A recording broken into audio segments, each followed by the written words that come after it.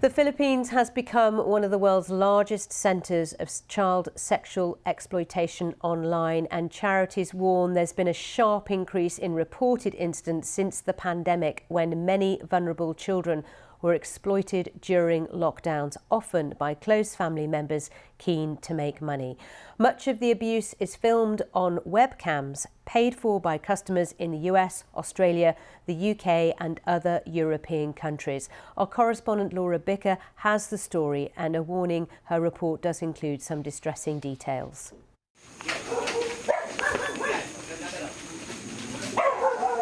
This is Manila's new front line. In a war, the police are not winning. A young boy is led out of the room by a social worker. He and his two sisters have been forced to act out live sex shows on camera by their mother. This home in a graveyard is where the children had to stay during a prolonged pandemic lockdown, with a parent desperate for cash. It's absolutely tiny. So are you taking evidence now? Yes, and she's the subject, the mother. She's the mother? Yeah.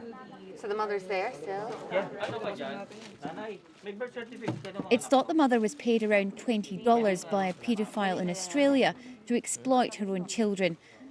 Police gather evidence, sex toys, smartphones. They're coming under pressure to deal with a drastic increase in these cases. There is some help for those who've gone through this trauma. At this children's home, they discuss the fairy tale Cinderella. 10-year-old Maria speaks up. She didn't give up. Even during hard times, she still has hope, she says. Just like us, even though our parents abused us, we should copy her.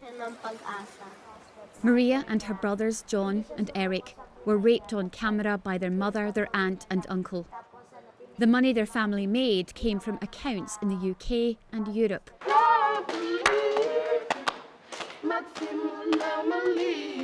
Today, all three are safe. And now 7-year-old Eric loves to sing.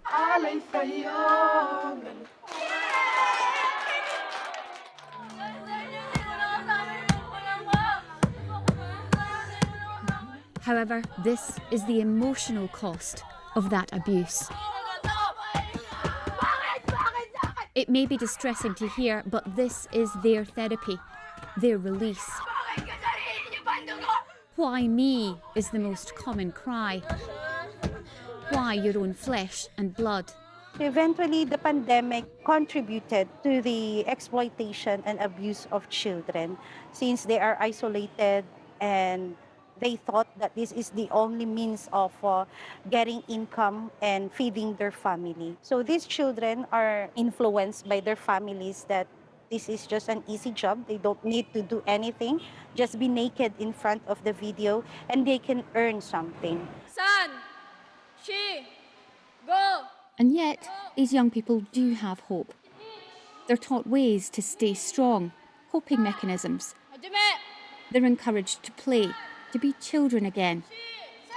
While the adults who've spent decades fighting child exploitation here take on a bigger battle. There has to be international law. This is the only way.